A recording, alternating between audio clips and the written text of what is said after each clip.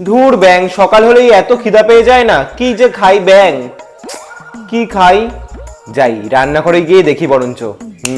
রান্নাঘরে গিয়ে মিক্সেপটা খুলতেই দেখি, ও মা, আমার পছন্দের খাবার। তাড়াতাড়ি খাই বাবা। ডিম সেদ্ধ।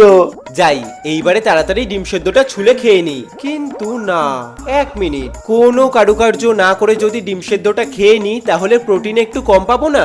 না না, এ তো হতে দেওয়া যায় না।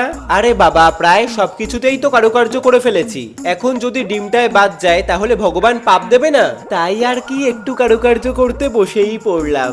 আচ্ছা শোনো, আমি তোমাদের দুখানা সাজেশন দিই। নাম্বার 1, যদি তোমরা ডিমে কোনো কারুকার্য করতে চাও তাহলে অবশ্যই কিন্তু ডিমটাকে সেদ্ধ করে নিও। কাঁচা ডিমে কিন্তু খবরদার কোনো কারুকার্য করো না, কখন যে ডিমটা ফটাস করে ফেটে যাবে তোমরা নিজেরাও ধরতে পারবে না।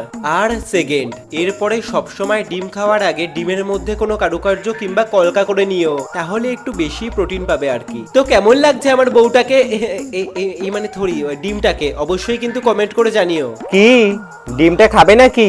এখন আমি এই সিদ্ধ ডিমের খোসাটা ছাড়াবো। নেক্সট বেসিক টু অ্যাডভান্স কলকার ক্লাস শুরু হচ্ছে 4 অক্টোবর থেকে ব্যারাকপুরে। বাই।